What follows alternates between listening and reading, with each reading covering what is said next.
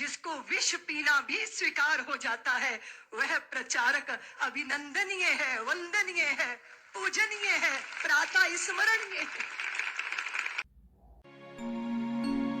उच्च उज्ज्वल हिम शिखर सम देवता की दिव्य गरिमा, उच्च उज्ज्वल हिम शिखर सम देवता की दिव्य गरिमा, तुम स्वयं ही बन गए थे ध्येय की साकार प्रतिमा, तुम स्वयं ही बन गए थे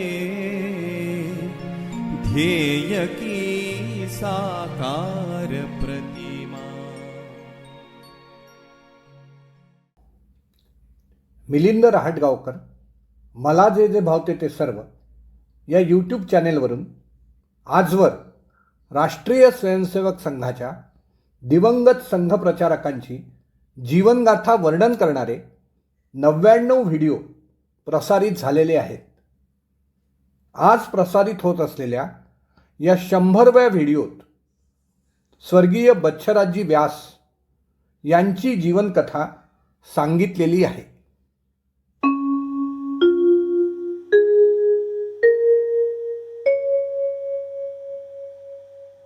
असू आम्ही सुखाने पत्थर पायातील या व्हिडिओ मालिकेतील हा 100वा व्हिडिओ अंतिम टप्प्यात असताना मला काही महत्त्वपूर्ण व अधिकृत माहिती मिळाली. ती आपणासोबत सामायिक करणं अत्यावश्यक आहे.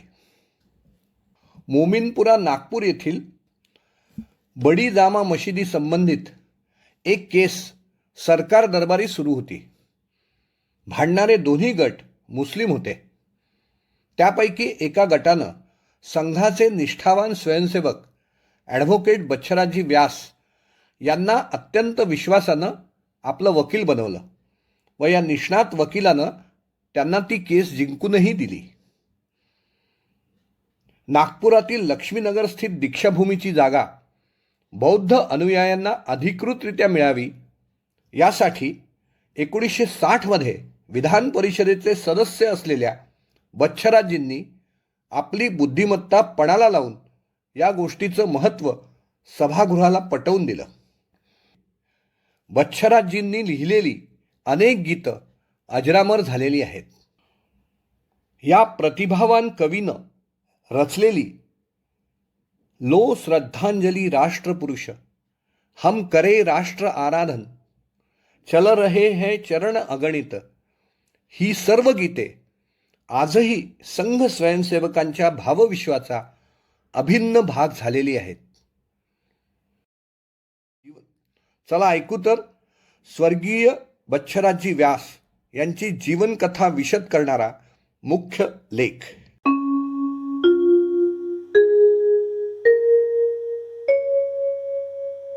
गृहस्थी प्रचारकांमधील आणखी एक नाव म्हणजे पंडित बच्छराज व्यास. प्रथम राष्ट्रीय स्वयंसेवक संघाच्या आणि नंतर भारतीय जनसंघाच्या कामामध्ये जीवन व्यतीत करणाऱ्या बच्छराजजींचा जन्म डिडवाना, जिल्हा नागौर, राजस्थान येथे झाला. त्यांचे वडील पंडित श्यामलाल राजस्थानातील डिडवाना या गावातून नागपूरमध्ये एका व्यापारी पेढेमध्ये मुनीम म्हणून काम करण्यास आले. अत्यंत हुशार बच्छराजजींनी BA ऑनर्स आणि LLB होऊन वकिलीला सुरुवात केली. महाविद्यालयात असतानाच समवयस्क मित्रांमधील राष्ट्रीय स्वयंसेवक संघाचे तृतीय सरसंघचालक बाळासाहेब देवरस यांच्या संपर्कात येऊन त्यांच्यासोबतच बच्छराजजीही संघात येऊ लागले. एकदा बाळासाहेबांच्या माध्यमातून बच्छराजजींचा संघ संस्थापक डॉक्टर हेडगेवार यांच्याशी संबंध आला. माणसांची पारख करण्यात हातखंडा असणाऱ्या डॉक्टरांनी 1-2 भेटीतच बच्छराजजींना ओळखलं आणि बाळासाहेबांना म्हणाले, हा मोठा कामाचा मनुष्य आहे, याला आपल्या जवळच ठेवलं पाहिजे. झालं. त्याप्रमाणे बाळासाहेबांनीही डॉक्टरांच्या आज्ञेचे पुरेपूर पालन केले. बच्छाराजी कांदा खात नसत, पण कुठे बाहेर गेल्यानंतर जेवणात कांदा आला तर तिथे अडवणूक न करता तो बाजूला काढून ते जेवत असत. देशासाठी कार्य करताना वैयक्तिक जीवनातील नियम बाजूला ठेवून बच्छाराजांनी काम केलं. संघाच्या वातावरणात वाढल्यानंतर समरसतेचा विचार रुजतो हे बच्छाराजींच्या रूपानं दिसून येतं. बच्छाराजी वकील होते.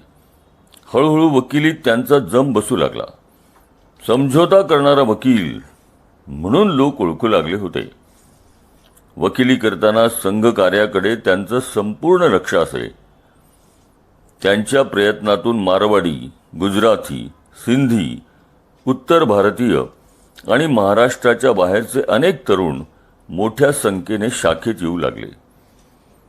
बच्छाराजींनी केवळ डॉक्टरांचंच नव्हे तर संघाचे द्वितीय सरसंघचालक श्री गुरुजी यांचंही प्रेम आणि विश्वास संपादन केला. तसाच त्यांचाही बच्छाराजींवर खूप विश्वास होता. श्री गुरुजी बच्छाराजींचे आराध्य दैवत होते, तर बच्छाराजींवर गुरुजींचे अपार प्रेम होते. संघाच्या विचारांनी चालणाऱ्या संघटनांना कार्यकर्त्यांबरोबर निधीची आवश्यकता भासल्यास श्री गुरुजी ती जबाबदारी बच्छाराजींवर सोपवत असत.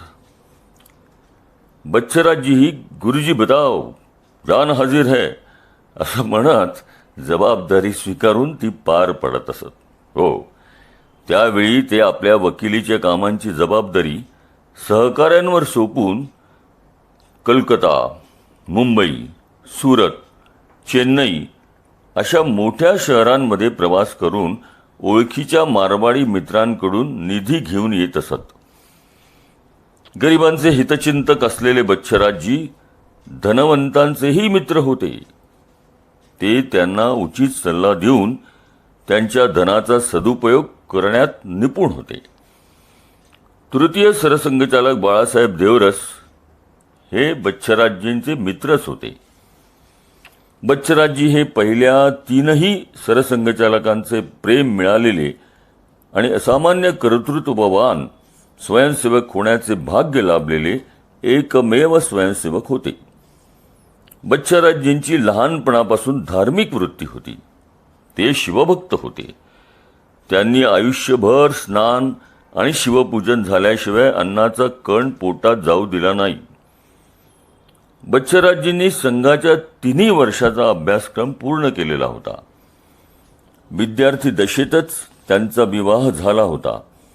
गृहस्थी प्रचारक असूनही त्यांनी नेहमी संघ कार्याला पहिले महत्त्व दिले. त्या काळात राजस्थानमध्ये छोटी छोटी संस्थाने होती. संघाचे काम तिथे नगण्य असल्याने ते वाढवण्यासाठी श्री गुरुजींची आणि बाळासाहेबांची आज्ञा प्रमाण मानून बच्छाराजी वकिली आणि संसार बाजूला ठेवून राजस्थानला गेले.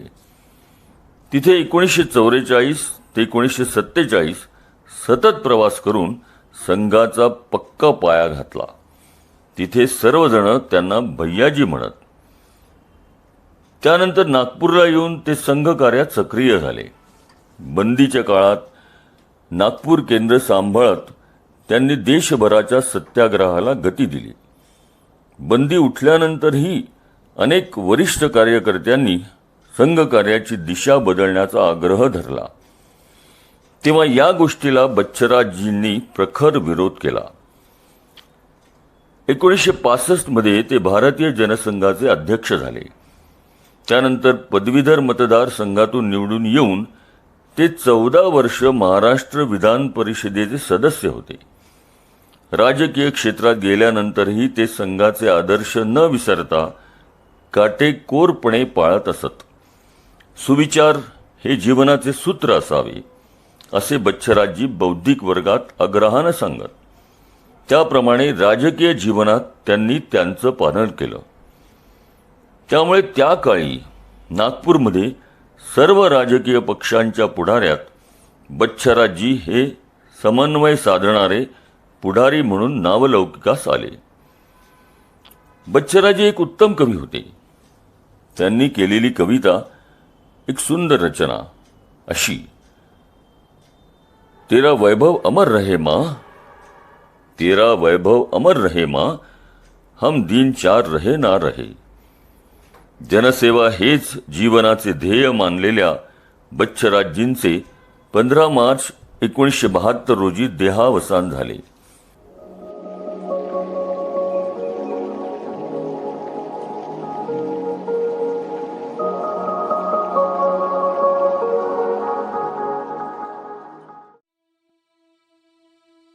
प्रिय मित्र थे तृतीय के, प्रथम द्वितीय का स्नेह पाया. प्रिय मित्र थे तृतीय के, प्रथम द्वितीय का स्नेह पाया. तीनों सरसंघ चालक का निर्मल सा सहवास पाया. प्रिय मित्र थे तृतीय के, प्रथम द्वितीय का स्नेह पाया. वंदनीय दैवत श्री गुरुजी चरणों पे समर्पित जीवन. वंदनीय दैवत श्री गुरुजी चरणों पे समर्पित जीवन. कई स्वयं सेवक मिलवाए, संघ कार्य को निधि दिलवाया. प्रिय मित्र थे तृतीय के, प्रथम द्वितीय का स्नेह पाया. सब भैया जी कहते थे, गृहस्थी वे पर संघ प्रथम. सब भैया जी कहते थे, गृहस्थी वे पर संघ प्रथम. छोड़ वकालत और गृहस्थी, राजस्थान में कार्य किया. प्रिय मित्र थे तृतीय के, प्रथम द्वितीय का स्नेह पाया. शिव भक्ति और धार्मिक वृत्ति, पूजा बिना ना अन्न ग्रहण. शिव भक्ति और धार्मिक वृत्ति, पूजा बिना ना अन्न ग्रहण. गरीबों के वे हित चिंतक थे, धनवानों को सुझाव दिया. प्रिय मित्र थे तृतीय के, प्रथम द्वितीय का स्नेह पाया. बंदी काल में गति दिलाई, मुख्यालय से सत्याग्रह को. बंदी काल में गति दिलाई, मुख्यालय से सत्याग्रह को. संघ दिशा परिवर्तन जिद को, पूर्ण शक्ति अवरोध किया. प्रिय मित्र थे तृतीय के, प्रथम द्वितीय का स्नेह पाया. तीनों सरसंघ चालक का निर्मल सा सहवास पाया. प्रिय मित्र थे तृतीय के, प्रथम द्वितीय का स्नेह पाया.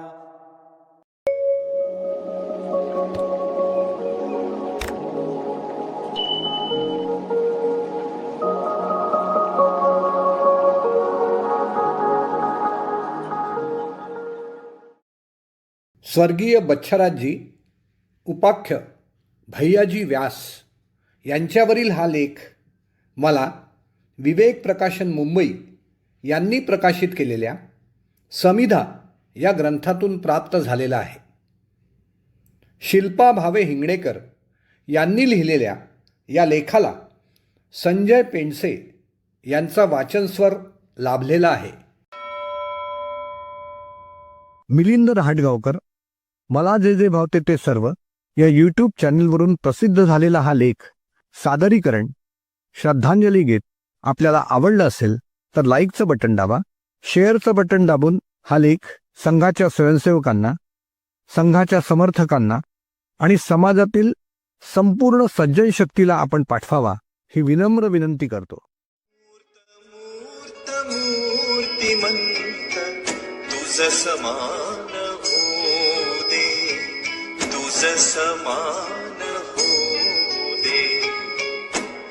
चित शरण तव पदास देश काही विरमुदे देश काही विरमुदे